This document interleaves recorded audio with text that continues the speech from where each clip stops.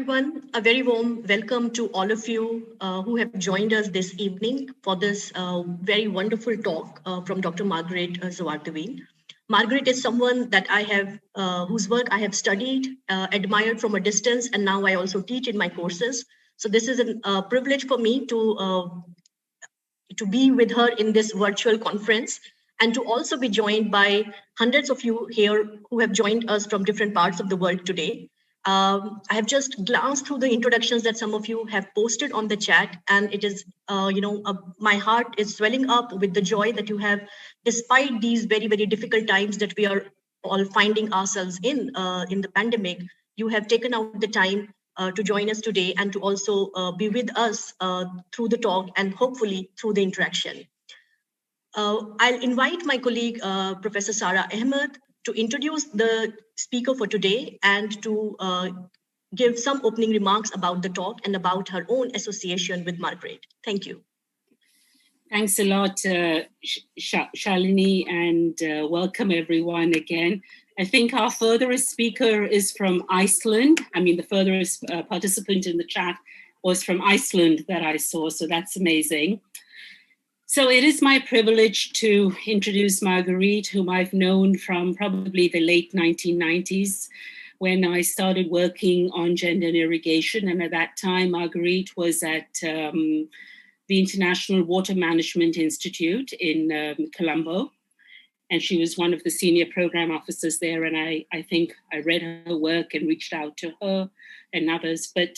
And then we've been friends. We've worked together on many things, which we will share later on. But Margreet is currently Professor of Water Governance at the UNESCO International Hydrology Education Institute in Delft. And she also holds a position at the University of Amsterdam. Margreet is trained as an irrigation engineer, but she is an interdisciplinary scientist with her heart on issues of justice, inequity, and gender. A very sort of transformative researcher. And I know many of you in the audience are her students and her friends. So, and Margreet, of course, is very embedded in work within India, which I'm sure she'll also talk a little bit about. There are two projects, one on groundwater sustainability, which also involves researchers from Pune, and the other one looking at well-being, ecology, gender, and community. Margreet's talk this afternoon has a very intriguing title, Do Not Waste Water. Water saving, what does it mean for us and how do we measure it? And I think like issues of water security are also political issues. I think the whole notion of water saving and where does the saved water go, how is it allocated, who gets it? I think these are questions that are rooted in the political economy of water and questions of justice as well. So Margreet, the floor is yours. We'll allow you to speak for about 45 minutes and then open it up to Q&A.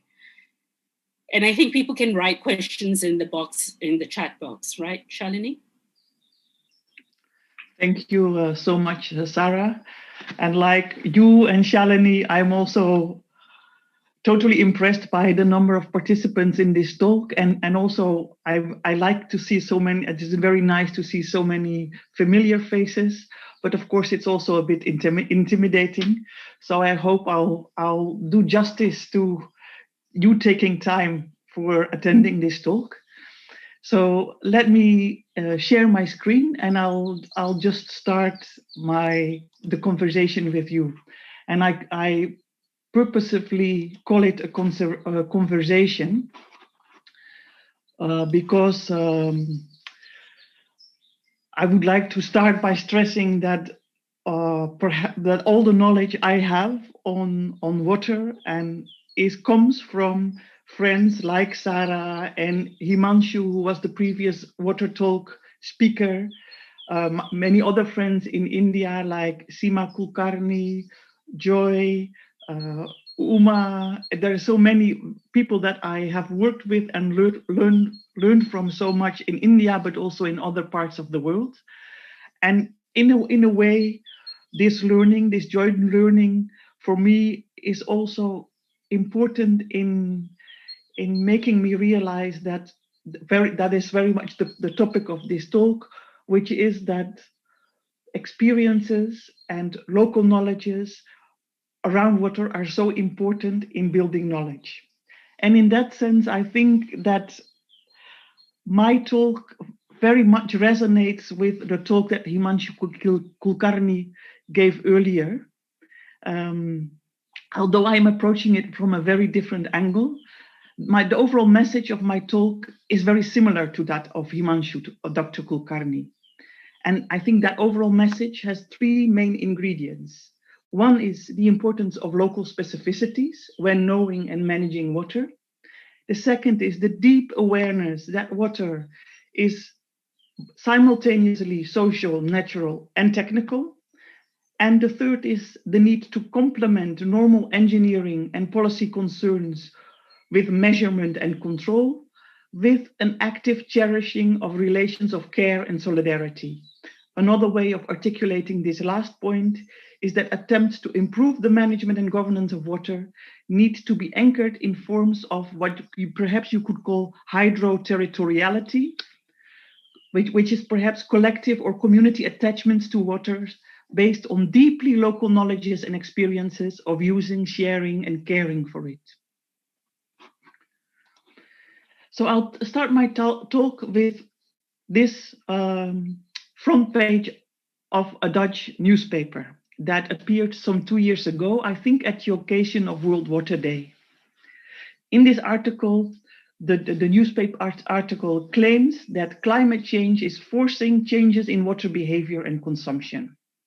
And the article argued that we should reduce the time we spend under the shower, and we should also wash our car less often, irrigate our gardens with rainwater, and reduce the water we use for flushing toilets. The article, when it was published, provoked quite some reactions. Among others, from Sander van der Walsum, who wrote a column in the same newspaper, and he coined the Dutch term doucheschaamte. That translates as the shame to shower. So that's an interesting translation of saving water. You should be ashamed to shower. And the occasion,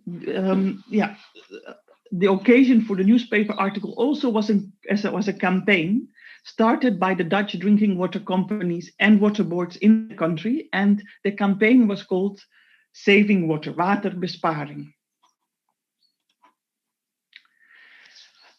And for me, that campaign and the article came as a bit of a surprise, because I'm not an expert on water in the Netherlands, and had always assumed that at least quantities of water are not a problem in the Netherlands. So let's see what the article says about what is the water problem. And to do this, I'll read a summarized translation of the article. And when reading it, I'll ask you to listen carefully, because the article talks about water and the need to be more cautious with it. But if you listen carefully, you'll notice that it gives at least 3 different reasons why this is important. And it mobilizes at least 3 different definitions of water saving. So here we go, I'll read. The storyline of Vitens, the largest drinking water company in the Netherlands, is that last year, which was 2018, it provided 370 million cubic meters of water to 5.7 million customers. That was 31 million cubic meters more than in 2014, or almost 9% more. According to the CEO of Vitens, the Dutch used 30 to 40% more drinking water in August 2018, when it was very dry, and most of this water was used to irrigate their gardens. This was such an exponential growth that Vitens faced challenges in filling up their reservoirs before the occurrence of daily peak demand, early in the morning, when most people take a shower. That same year, 2018, also saw a prohibition for farmers to irrigate. Farmers use the same surface and groundwater sources for irrigation as the drinking water companies use for drinking water. Vitens uses groundwater as its source and expects its demand and production to increase with 30% by 2050. This should be possible in itself, says the CEO, but there is a problem with the space needed for winning groundwater. It is space that cannot be used for other purposes, and that may become problematic in a densely populated country like the Netherlands. Dutch drinking water is of an extremely good quality, comparable to that of bottled water. Yet, Dutch people use this water for many other purposes than drinking, as noted, flushing the toilet, washing cars, irrigating gardens, showering, etc. The Dutch use on average 120 liters of water per day, of which more than 50 liters is used for showering. Around 30 liters daily is used for flushing the toilet. All this is also possible because water is very cheap. Vitens only charges €1 for 1,000 liters. This is why the columnist who spoke about the shame to shower argued that the price of water should increase. So, what is the problem in the Netherlands? Is it that people use more water than normal, which is why Vitens faces problems in filling its reservoirs? So is that a problem of the infrastructure and the capacity to store water, or is it a problem of in terms of the absolute availability of water? Farmers need water to irrigate, and they use the same sources as the drinking water company. So again, is this an availability problem, or is it a problem of storage, or a problem of investment in storage? And then producing water requires more space. So is the problem space and not water per se? I am not an expert on the Netherlands, and I'm not an expert on drinking water. So I do not know the answers to the question about what the real problem is. But I think there might be more than one problem. To complicate matters even further, one can wonder whether water-saving shower heads and not irrigating lawns will indeed save water. And to answer that question, you actually have to ask two more questions. And one is, where does the water saved by an individual go? Is it retrievable by someone else? Or does it instead flow into the sea or to another sink from which it is not retrievable and hence counts as lost? And the second question is, what would have happened to the water had it not been saved? Return flows may, for instance, replenish groundwater or surface water flows that in turn benefit others, humans or more than humans. So with this small example of a small article in a Dutch newspaper of the water saving campaign in the Netherlands, I will start my lecture, and just to show that water saving is not a straightforward term. It is, and so I want to open up the term water saving. It is, for instance, very easy to confuse the resource water, the water contained in lakes, rivers, or in the ground, or water coming from rain, with produced water or water services, the water stored and often treated and cleaned to then be transported to consumers. To further complicate what water saving means, there are experts, and Arjen Hoekstra, who used to be a professor at the Technical University of Twente, is prominent among them. In 2019, he unexpectedly passed away at a very young age, so he is much missed in the academic water community. He, Arjen Hoekstra, with others, thought that and argued that the emphasis on water used in showers and toilets, it is totally missing the point when it comes to saving water. He, with many others, drew attention to a phenomenon that they called virtual water. And virtual water is the water embedded in the production of meat, fruit, cereals, vegetables, much else, in the clothes that we wear or in other industrial products, or in the production of energy.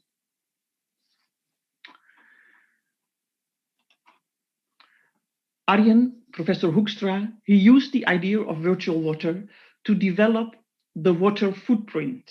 And he spent much of his career in developing methodologies for calculating this footprint.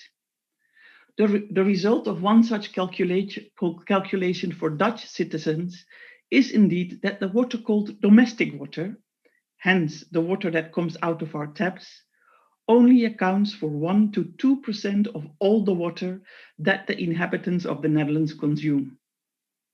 Hence, the argument of Arjen Hoekstra and his water footprint movement is that the ambition to save water or to use water more cautiously and sustainably requires changing consumption patterns. Reducing meat consumption, for instance, would have a much bigger impact than reducing the time spent showering. What do Hoekstra and his water footprint colleagues do here? And is their argument valid? What is striking about their calculations, and as the nice maps and diagrams that they produce so vividly illustrate, is that some of the water-intensive things that we consume in the Netherlands are produced in countries and areas that are notoriously water-stressed. The arid state of Maharashtra in India is just one example. Another is the dry desert coast of Peru. This is remarkable because it contradicts the predictions and hopes of another water professor, Tony Allen. And as it happens, Tony Allen passed away just 2 weeks ago. So another notorious water professor to remember. When Tony Allen invented the idea of virtual water, or the water we eat, as he also sometimes referred to it, he also expressed optimism about the fate of water-scarce places and countries.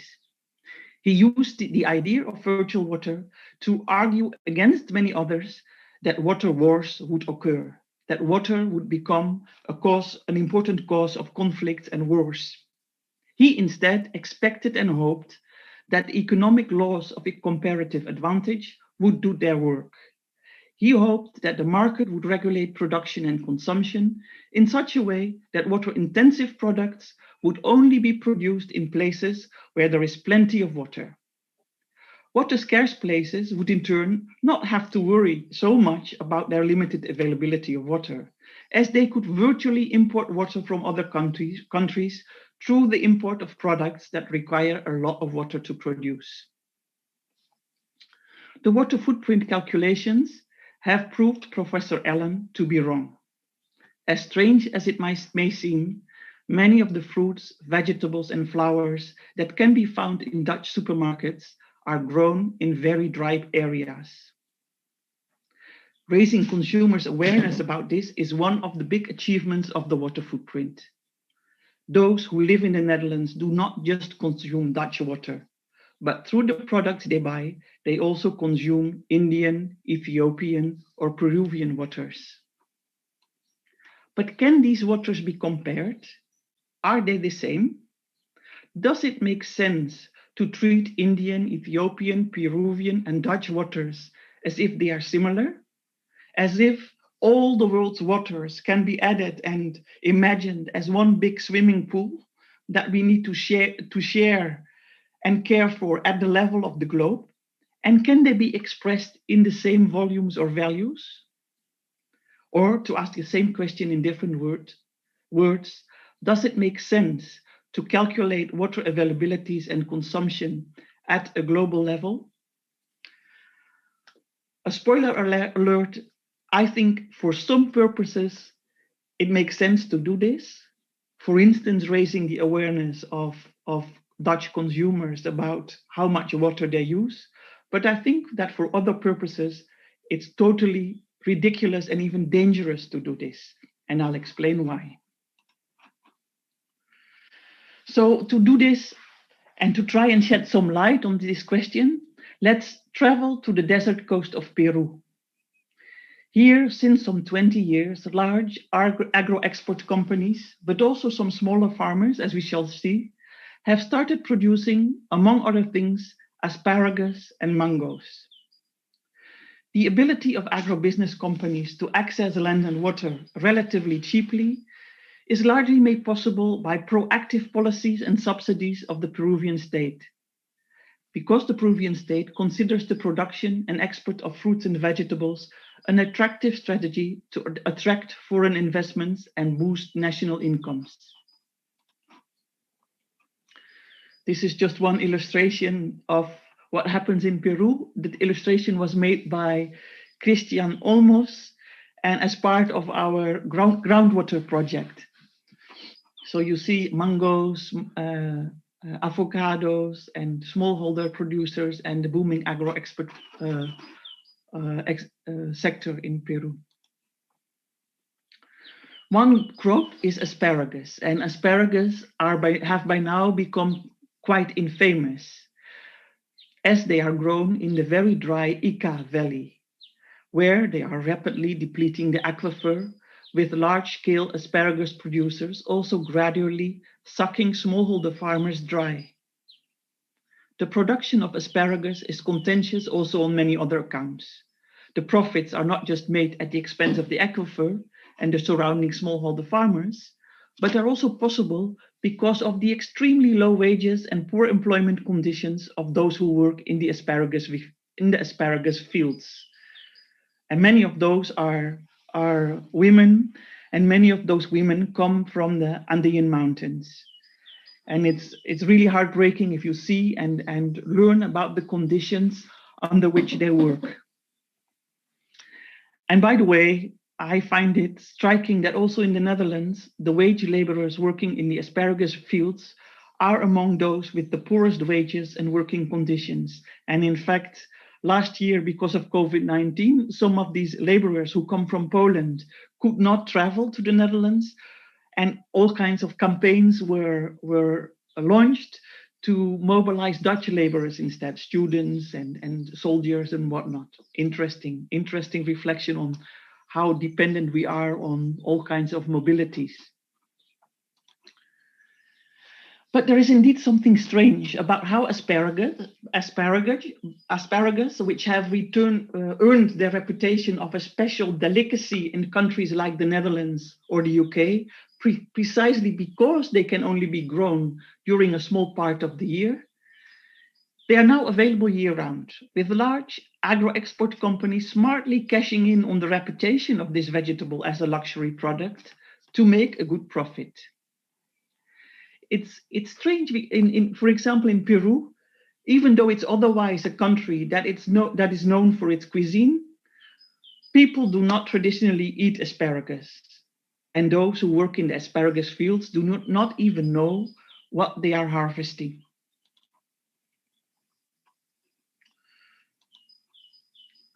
In the UK, patriotic asparagus lovers have joined forces with environmental groups to launch a campaign against the supermarket Tesco for its sale of Peruvian asparagus.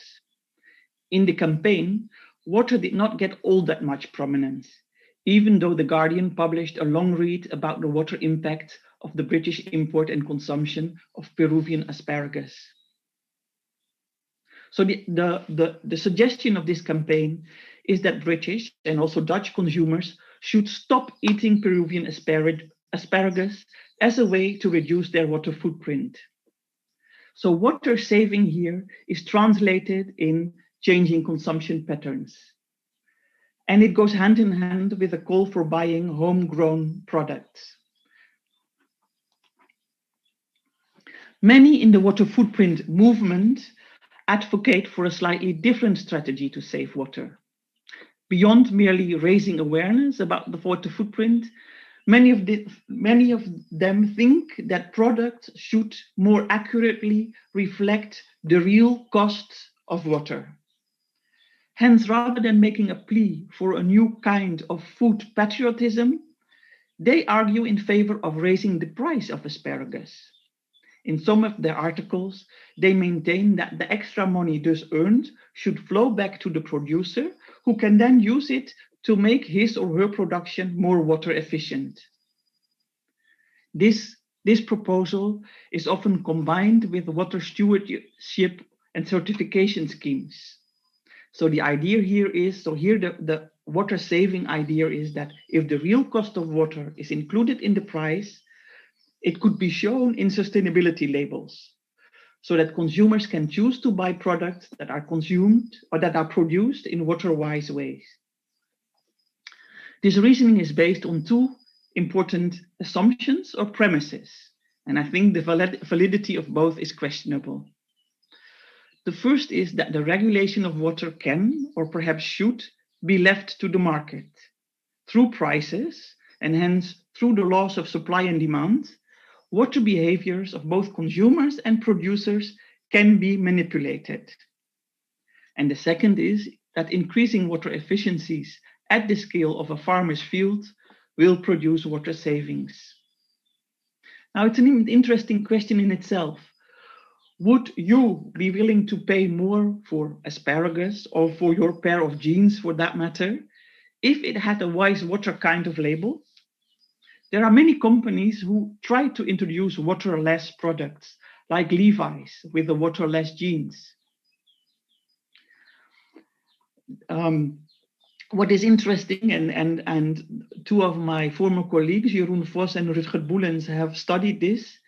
They traced how corporate social responsibility mechanisms and stewardship certification schemes work in water, and there are many of those. And what they found is that the standards for wise water use are set by the dominant market players themselves, such as the Global GAP board members, who are all representatives of major producers or supermarket chains. Of course, this also raises some important questions. So my doubt about whether these schemes will be effective also have much to do with the overall difficulty to regulate water in agriculture. Water in agriculture is notoriously capricious, and it seldom conforms to rules or regulations. In other words, it's difficult to precisely measure and account for water used in agriculture, to assess how much water is used productively versus what is lost or wasted. Although much scientific effort goes into developing ever more sophisticated tools to do just that. This is related to the difficulty to influence the water behavior of irrigators, something that in professional water circles is called water demand management, as it refers to efforts to influence the demand of water in contrast to often more popular efforts to increase supply. How can farmers be enticed to use water more wisely or cautiously? Water-saving farming methods adopted by farmers include a range of agricultural methods to reduce evapotranspiration, like non-tillage farming, mulching, irrigating at night rather than during the day, removing invasive and or aquatic vegetation, and regulated deficit irrigation. They may also involve replacing open canals with pressurized pipes. In fact, when faced with water shortages, most farmers spontaneously engage in one or more of these measures. Planned efforts to save water in agriculture, and I know that this is also the case in India, consist of prescribing norms about rational water use, which in agriculture often amount to adjusting the water applied to crop water requirements. There are computer models to calculate this, which take into account weather conditions, etc. And there certainly are farmers, especially the larger, more modern ones, who are involved in monocropping, who use such models. And some of these models are now come in the form of easy-to-use apps on mobile phones. And they use these models to achieve a greater degree of precision in how much water they administer to their plants and when. Yet it is only when they use piped and metered networks to irrigate, hence when they use sprinkler or drip irrigation, that they can use such models or apps, because these piped networks in principle allow measuring water quantities. This already gives one indication of the limited value of these norms and of the water certification or stewardship schemes more in general. Only the larger farmers, those who have invested in drip or sprinkler irrigation and who are engaged in plantation-like form of farming can effectively adhere to certain norms or be seen to adhere to such norms. In practice, almost the only way for farmers or companies to show that they efficiently and rationally deal with the water they use to irrigate their crops is by using drip irrigation systems. And so it's no surprise that the use of drip irrigation is often used as a proxy indicator of efficient and therefore wise responsible water use. Yet the relation between the use of drip irrigation systems and efficiency is contentious on many accounts, with increases in efficiency often entailing reallocations of water rather than net water savings. Studies also show that the spread of drip irrigation, although promoted on grounds of sustainability, water conservation, often happens because of commercial reasons. The sale of drip systems is a very profitable business, or because drip allows saving labor, facilitate operations, or, ironically, expand areas irrigated. The mere use of the technology, therefore, says very little about the wisdom with which water is used or distributed. Also, there's a danger to such certification schemes and the universal norms of wise water use and water efficiency that they embody and promote. The danger is that they make all other ways of irrigation seem as not or less efficient. Let me use an example studied by Carolina Dominguez Guzman and Andres Verzel to show how this is dangerous. The example is about mangoes, a fruit that is also produced on the desert coast of Peru. The mango on the picture may in fact have come from the Motupe Valley, one of the areas from where many fruit export companies purchase their products. Perhaps the mango was even produced by Fabio and Juana Obando, a brother and sister who live and farm on the land they inherited from their parents. Mangoes, just like asparagus, are among the steadily growing agro-export products of Peru. Its desert coast forms an ideal terrain for their cultivation, as its dry climate provides an effective shield from all kinds of pests and diseases. Yet, where the production and trade of many agro-export commodities, like for instance asparagus, is done by large-scale intensive agro-businesses, mango production is largely done by smallholders. The one concern here perhaps is water. And as we have seen for asparagus, the rapid rise of agro-export production in Peru's desert valleys is deeply ironic when viewed in water terms. The crops are exported from a place where water is scarce, the desert coast of Peru, to places, the UK, the Netherlands, where it is relatively abundant. Peru recognizes this concern, and the Peruvian Water Authority, the Autoridad Nacional de Agua, ANA, therefore invited Professor Arjen Hoekstra to help solve it. In 2015, the Swiss Development Foundation and the World Wildlife Fund, together with the Peruvian National Water Authority, presented a report which makes Hoekstra's water footprint concept one of the pillars of Peru's national water resources strategy and policy. 3 months after the launch of the report, the ANA issued a decree, and the decree offers farmers the opportunity to obtain a so-called blue water certificate if they agree to have their water footprint measured and if they commit to using water more efficiently and sustainably in the future. What is happening here? What is happening to the idea of water saving? The water footprint, instead of being used to entice to make consumers aware about how much water they consume, or to more broadly raise the water consciousness of the public at large, the water footprint has become a tool to discipline farmers who supposedly waste water when irrigating their crops. When we discussed the possibility to obtain a blue certificate with Fabio and Juana, they were not all that interested. Why should they? Their irrigation logic is already premised on using water in the wisest possible way. As their farm is located in a very arid region where water availabilities are highly variable and difficult to predict, their irrigation strategies have evolved over centuries to make most of the available rain and irrigation water. A traditional irrigation method called posa is central to this strategy, and they use it to irrigate as well as for harvesting rainwater. They combine posas with intercropping techniques and water-saving agronomic practices.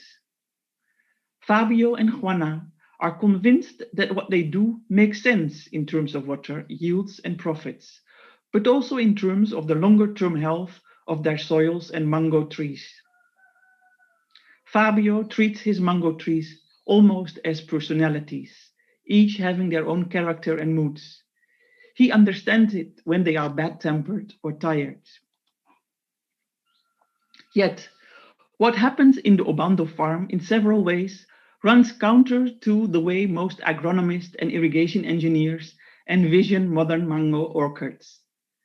And they are the ones who set the norms for what counts as good, wise, efficient, or rational water use. Their expert advice has it that trees should be trimmed to remain between 2 and 3 meters of height for easy picking and pest control. They also recommend planting trees closely together, spaced at 5 by 5 meter, or some even say 3 meter. Moreover, they hold that trees drop in productivity after a certain age, which is when they should be cut down and replanted. The trees in the Obando farm are tall. They're over 8 meters high. They're spaced widely, 10 meters apart, and they are among the oldest in Motupe. What is also different is that in the Obando farm, there are no purely tube drip lines across the farm, no drip emitters next to each trunk. Instead, the trees of Fabio and Juana stand tall in their posas.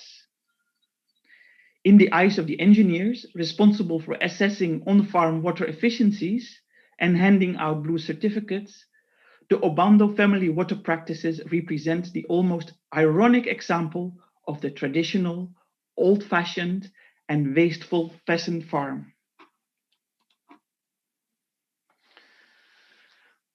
Oh, let me see, I'm going too quick. So the Obandos and the experts fundamentally disagree about what water saving means and what rational or wise water use is. Yet there are very few occasions where the two enter into a meaningful conversation with each other, which is why the water wisdom of the Obandos and of many other smallholder farmers, not just in Peru, but in many other places, risks getting lost. What would a conversation between irrigation engineers and the Obando family look like? It could be about how to best assess and measure water use efficiencies, for instance. It could be about which spatial scale to use for such a measurement. The farm, the globe, the river basin, the country, or it could be at what temporal scale, the cropping season, the life of a tree. It could also be about whether it is useful to limit measurements to just one crop, mango trees, excluding the other crops on the farm that also benefit from the water that seeps from the posas or the tertiary channels? Or are such seepages to be considered infiltration losses? The conversation could also be about how meaningful it is to distinguish between rainwater and groundwater or surface water when both fill the posa reservoirs. Sorry. Although the Obandos and these experts so these conversations, as I said, they never happen, and many of these questions remain unanswered. Irrigation experts and agronomists, they are not conditioned or trained to treat the water practices and knowledges of smallholder farmers like the Obando family seriously. there likely reflects upon seeing large ponds with standing water in a farm is instead to dismiss this as wasteful. And to be honest, there is also very little institutional or our financial reward for them to engage in a serious conversation about water with farmers like Juana and Fabio. Indeed, the prospect of helping sell more drip systems may be much more interesting in that respect. So the example shows that something disconcerting may happen when the water footprint or any other certification scheme, water saving definition or device becomes a mere supposedly objective scientific instrument or government employed and donor supported tool for engineers and agronomists to modernize agriculture. Because rather than sparking off conversations about efficient and wise water use, about water saving, there is a risk that these end up discouraging those irrigation and farm practices that do not fit preconceived expert ideas of efficiency, modernity, or progress. In the process, they may achieve the opposite of what they intended to do. Instead of promoting more cautious water use, they may erode or destroy traditional water wisdoms. So an important lesson here is that it is important to respect and learn from existing water wisdoms. Generations of living with water, as in Motupe, often yield intricate techniques for looking after, transporting, and caring for it. These techniques may form part of wider socio-natural mechanisms for sharing available waters across places and times. Fostering respect requires active efforts to create space for conversations between irrigators, experts, and other water actors. Spaces where both can rethink received wisdoms, where hierarchies between different forms of knowing can be transcended, and where the longer-term health of people and waters is valued higher than short-term market gains. So let's go back to water saving in the Netherlands. Should the Dutch indeed spend less effort and attention on creating shower shame, to instead create shame of eating or consuming things that require a lot of water for their production? I think there is merit in creating general awareness among consumers and the public at large about water availabilities and scarcities. Yes, I also think that water problems cannot be solved by individual consumers. What is also important to emphasize here is that definitions and goals of water saving are dependent on scale, with different scales often being associated with different actors who may have competing goals. The scales are linked, but definitions for one scale cannot be used at other scales. For instance, the problem of drinking water in the Netherlands is a different one and requires to be solved by different actors and at different scales than the problem of asparagus or mangoes. The bottom line, perhaps, is that although it may serve important goals of awareness raising, water problems are not global in nature. Yes, there are important global water connections, but the manifestations of water problems are always local, which means that caution is required when comparing waters across places. It is also because of this that I think there is merit in nurturing and learning from existing local forms of collective water stewardship. In the Netherlands, much of this is contained in water boards and drinking water companies. In Peru, it may lie with people like the Obandos. In Maharashtra, it lies with farmers, but also with organizations like Aquadam and Sopecom. To end this presentation, I would like to stress that saving water is often about reallocating it, distributing it differently, which means that it always is both a political problem as much as it is a technical or knowledge problem. Thank you very much.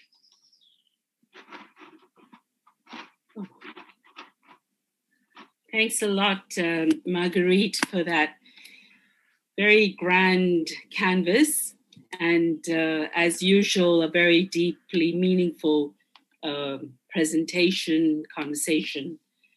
I think as someone who has worked on the other side of the funding table when I was with Canada's International Development Research Centre, you reminded me of a project that we had supported in Punjab, where I think it was the Columbia Earth Institute and Punjab Agriculture University, precisely this kind of a water saving project where you put the tension meters into the soil to check, how much water there was.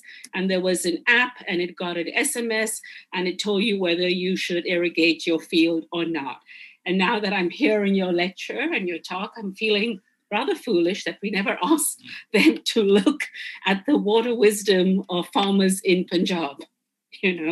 What did how were they saving water? Why wasn't that built into the project? And I think as far as drip irrigation goes, yes, I think for the past 20 years, we've been seeing this gen technologies and other things across the country in major ways.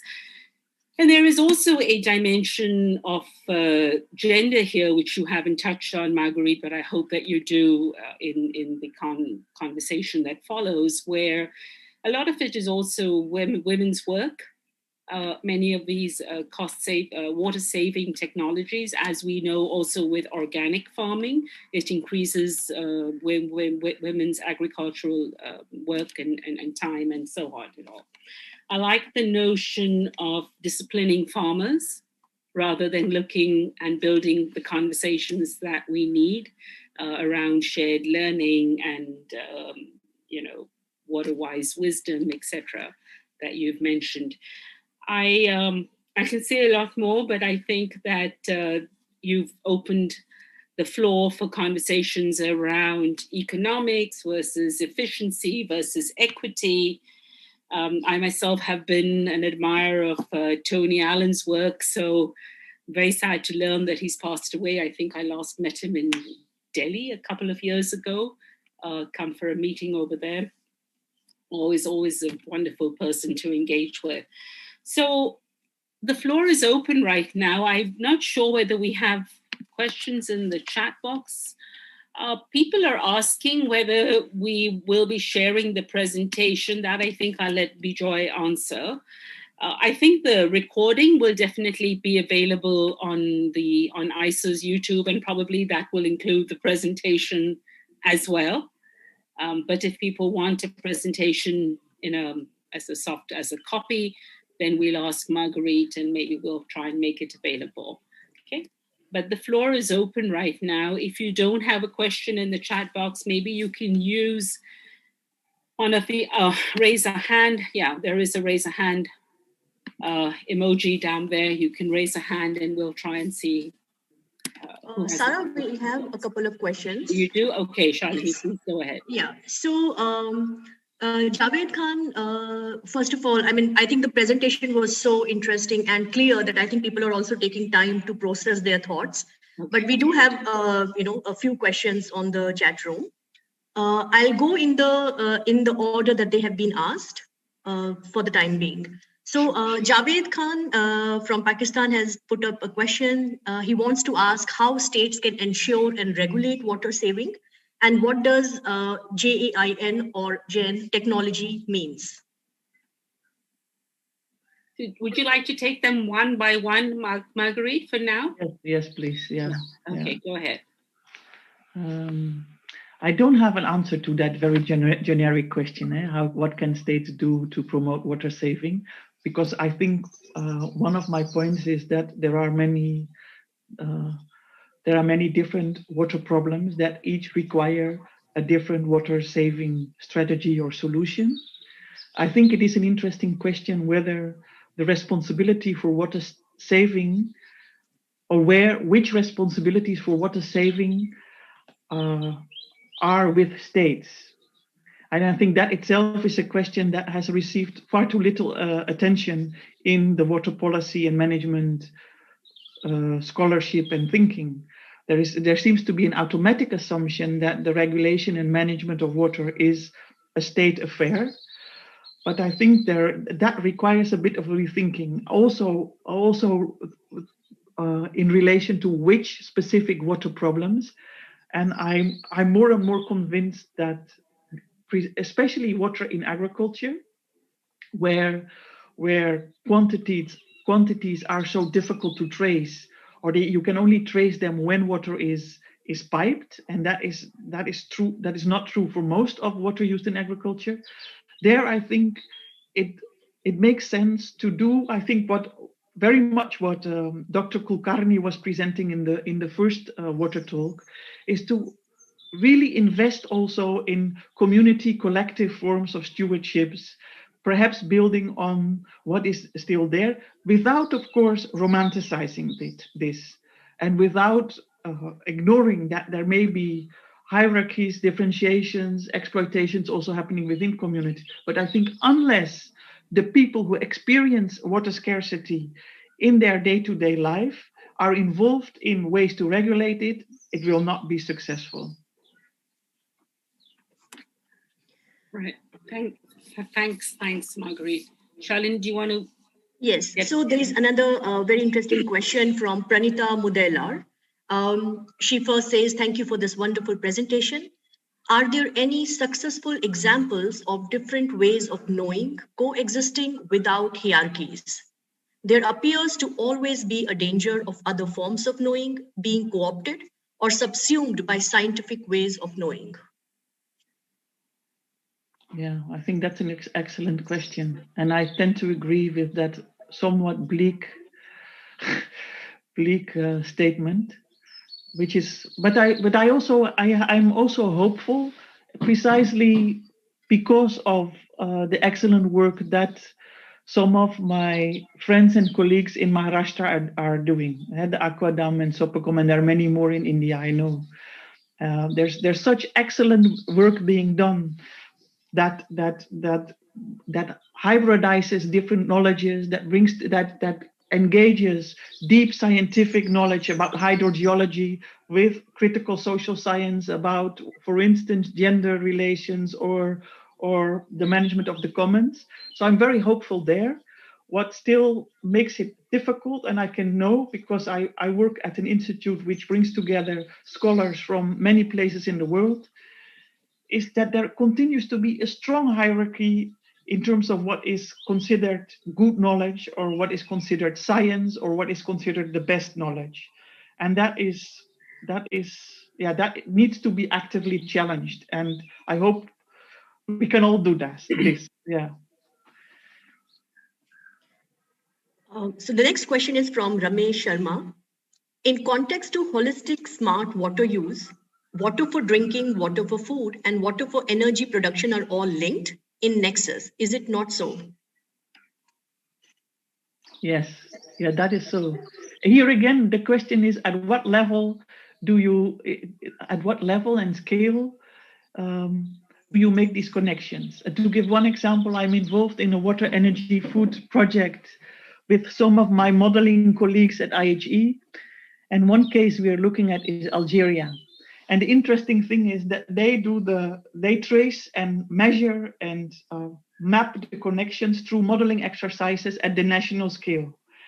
And their assumption here is that once at the national scale, the responsible ministries gain awareness about these connections, they can take appropriate measures to anticipate and deal with and regulate these connections. At the same time, the case study that we are doing in one of the oases in Algeria shows that local communities are deeply aware of the connections. And they already food, energy, and drinking water at a community scale. So there, I think, again, the question of scale and the question of responsibilities and rights at which levels becomes a very pertinent one, where also conversations between different levels and between different ways of tracing the connections and knowing them becomes.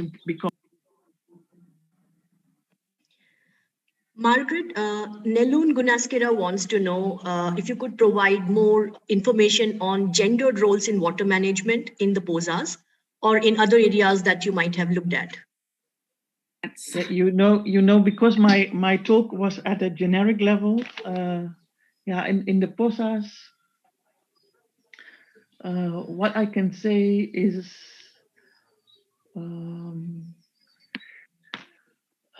there are many female farmers, female-headed households farmers. There are also, in the case I provided, Fabio and Juana, which are not their real names. They are a brother and sister. They very much work together on the farm without a very strict gender division of labor. And both of them are involved in almost all the work.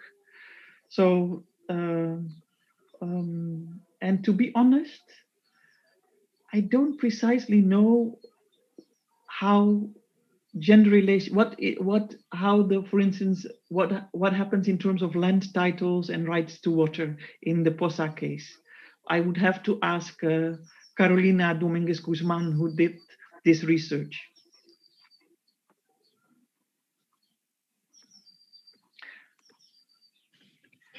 The next question is from Beatrice Mukhtin. With regard to water used in agriculture, can you please share information or your experience and knowledge on how governments should support farmer organizations in water saving? Again, it's a general question.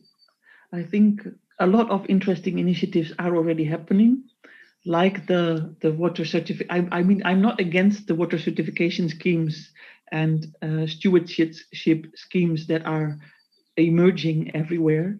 I'm just cautious about making them the only universal solution. So I think what governments can do is an important step is, first of all, recognizing why different farmers, because there are often more than one type, why farmers do what they do in the first place in terms of water. Because I think the big failure of many water saving schemes is that they make assumptions about farming behavior, but they never actually go out and talk to farmers to try to understand why farmers do what they do, because in most cases, what farmers do makes perfect sense.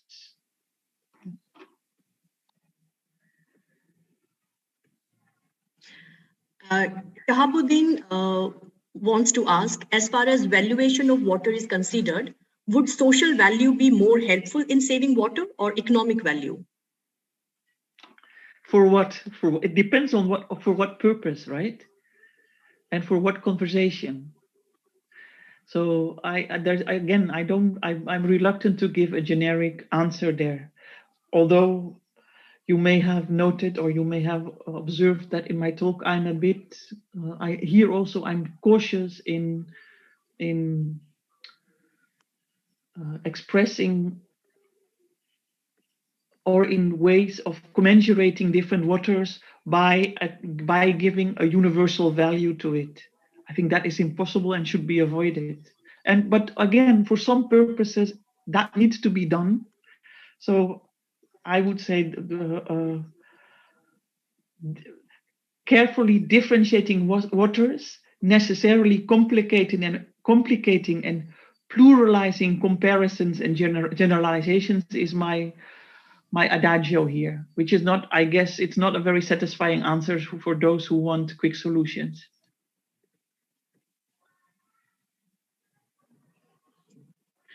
Amit Mitra is saying that in essence, water can't be saved in isolation. One has to look at the production and natural resource management practices as a whole of people living in nature, then of it. Women play a key role, especially among indigenous people. Your case study also shows this. However, how to get this across to free market fundamentalists? How to get it across? Yeah, it's a struggle. It's a struggle, right? It cannot be done just by knowledge or by better measurements or better science or more interdisciplinary science. No, it requires real underground activism, struggles. It's uncomfortable because it challenges vested interests. All that. There's no easy way out. I mean, the interest in using water primarily for short-term economic interests, uses of water that are deeply exploitative, both of ecosystems and of people, many of whom are women. Yeah, that is the deeply vested interest. So challenging those is not easy, and it requires solidarities across places. It requires people's, it requires that struggle activism. I'm going to combine the next two questions. The first one is from Fong Pham. He wants to know whether people in Netherlands store and use rainwater for farming or for domestic purposes.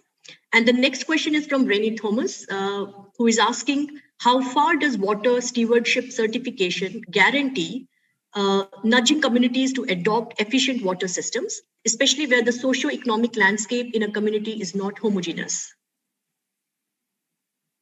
The first question, yeah, there is all kinds of campaigns and even small subsidy schemes in the Netherlands to entice people, especially in cities, to harvest their rainwater and to use rainwater for their gardens. I don't know all that much about it, but there are those campaigns. The second question.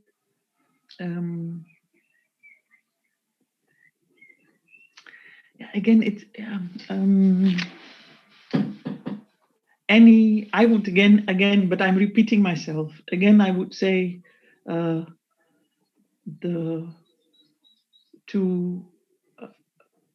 strategies to use water more wisely need to be anchored in what people and communities already do, and they cannot be based on individual behavior. And I must also say that in places like Maharashtra or India, if the governments continue to actively push for the production or intensification of agriculture premised on an ever more intensive use of water, then measures to increase efficiency at the farm scale will not do anything, because the two strategies, ever more national income, ever more export from agriculture, deeply contradicts the objective to treat water with caution. So it needs to be solved at that level. The agricultural policies need to be aligned with water policies, is another way to say it. I'll combine the next two questions because they seem related in some ways. The first one is from Zohaib Hassan. You talked about how many water-intensive products are produced in water-stressed countries. So are those water-stressed countries reimbursed in any way? And followed by Javed Khan, who wants to know whether there are any international standard procedures to be adopted while dealing with water-related issues. The first question is easy to answer. Are they reimbursed? Yes, they are reimbursed. They are reimbursed by the profits they make from the sale of these crops, right? So it's in terms of BDP and national income employment. That is the gain. And that's why it's actively promoted. And the second question, the international standards, there is a lot of investment in those international standards by organizations like the International Water Management Institute, the World Bank, FAO, water accounting tools, water productivity tools, sometimes ever more advanced, some of those making use of freely available satellite images. They're beautiful, ever more advanced tools. But unless these tools are literally brought down to the local, I'm skeptical or even pessimistic about what they will do to really save water. I think this is further elaborated also by Wazid Khan in his comment and question. He says Pakistan is considered to have crossed the water scarcity line in 2005. By 2016, surface water availability per capita had fallen close to 1,000 cubic centimeters and is expected to decrease even further. UNDP and Pakistan Council of Research in Water Resources warn of absolute water scarcity and a drought by 2025. In such a situation, what emergency measures can be taken? Or are there any international procedures that require to be adopted?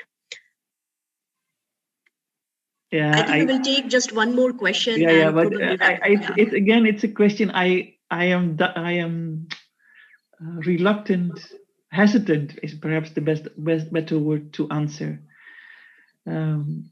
Also in Pakistan, I know that you can calculate these water scarcities at the national level, but of course they are not national. The way these problems where these problems manifest and how is very local. So again, yes, you can have. I think what is important is to have national level norms and guidelines and principles.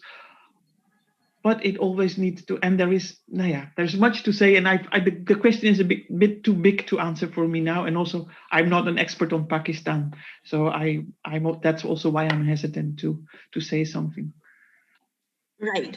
So from Pakistan to Peru now, Sonia Bleeker asks, in Peru, I have seen that traditional water management practices in the Andes that entail water management, cultural and religious components have been promoted by the government and NGOs. However, at the same time, they were reduced to merely a water efficiency measure, disregarding all the other values for local people. The water efficiency discourse was then adopted and reproduced by local communities, eroding the cultural and traditional values. Have you seen this happening in other places? Can you please reflect on it? Sonia, thanks for raising this. Yes, I think, have I seen it? I think Dr. Kulkarni gave examples of this happening in India as to groundwater, because he referred to many of the traditional ways of both capturing groundwater, caring for it, sharing it in communities, and how these get eroded with new technologies for accessing groundwater. So I think, but those examples, there are many of those examples. So thanks for raising it. It's very important to, in that sense, it's also important to learn from those examples, not just to learn about water, but also to more deeply rethink, you could say, ways of doing and conceiving of society-nature relations, right?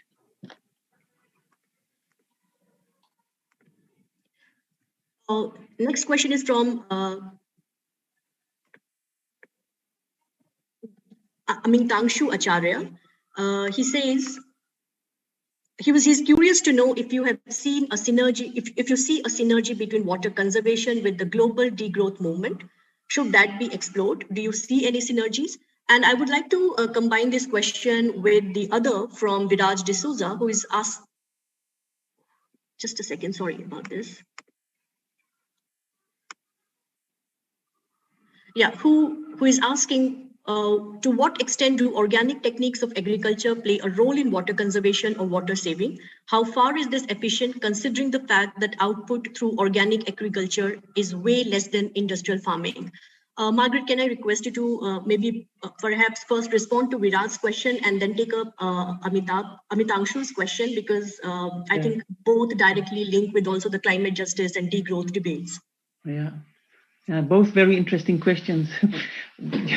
I don't have good answers to both of these questions, but I think I myself became very intrigued with the mango posa example that I shared with you, about how this is indeed, like Sonia also said, is about much more than water, and it's also related to something that starts to resemble a more organic way of farming. And to give one example, the mango trees of Fabio and Juana are big, tall trees, but they also develop big, tall root systems, which means that they can capture water from much deeper, but it also means that they can capture nutrients from the soil in a much better way than the smaller, let's call them industrial mango trees. So there's much to say about this, and to say this, I think, also means that we need to thoroughly rethink what we measure when we measure efficiency or productivity, and at what time scale. Because if the industrial high productive form of farming means that soils and water are exhausted in a couple of years and companies need to travel elsewhere to get the same harvest and the same yield and the same profits, then of course that is precisely what sustainability is about, right? So thanks for that question again. I don't have an answer. And Amit, yes, I think, but I don't know everything, but what I see from within the water community, there is as yet very little engagement with degrowth. So we are doing some of it. We're starting to slightly explore some of it through the Feminist Political Ecology network that I'm part of, which has some very active members, degrowth members. So there is some conversation happening there that I think is very much needed, but still in a baby stage. Margreet, I think we'll wrap up the session now. It was like really fascinating to have seen such interesting questions coming up. It makes us rethink our positions and reflect as well. I'll request Sarah to give a concluding remarks on this. But I also wanted to remind everyone that this recording will remain available on YouTube channel of IISER Pune. So you can also access it later on if you wish. If you face any difficulties, or if you would want to share with us any interesting work that you are doing in your parts of the world, please do reach out to us on our email through the IISER Pune website. So I hand it over to Sarah. I hadn't really thought of any closing remarks. This has been an exhaustive lecture. I mean, exhaustive in terms of its scale more than anything else. And Margreet, you've taken on a number of wide-ranging questions, and you've set the agenda very well in terms of questioning what efficiency is in practice, for who, where, when, and how. This is the kind of work that the Center for Water Research at IISER would also like to engage with. And Margreet, I forgot to mention in the beginning, in the introduction, but you are part of our advisory steering group over here, if you like. So, and I know you're already doing work in Pune and in India, so hopefully we'll be able to build on that. But many challenging questions, Margreet, and there are no easy answers to any of them. And so I think this whole shared learning exercise, this whole conversation keeps going on. But I'm glad to see that, and I know from your earlier work, your engagement with technology and from a feminist lens, and your engagement with water technologies now also from a feminist lens, rooted in political ecology, of course. It's so important that people like you are doing this, that people like you are engaging young minds, students, researchers. It's so important that when we do research, we ask the right questions. Otherwise, half the work is not done, really. And it's great to see such a large audience here with us this evening, many of whom have been your students at some point or the other, or worked with you. So I'm very happy to have you here, Margreet, and I hope we can continue the conversation with you in other forms in coming months. So thank you. Thank you, Sarah, and thank you, IISER, and congratulations with the Water Institute. I'm very happy to be part of it and to see many more beautiful things emerging from Pune. Right, great. Thank you, everyone, for joining us this evening as well, and for your questions. And keep in touch with us. These are monthly chats on Wednesdays for water, but we're not the only ones doing Wednesdays for water. I know there are others across the country. So hopefully, we haven't decided who the speaker is for next month, but we hope to have some of your ideas on this as well. So thank you.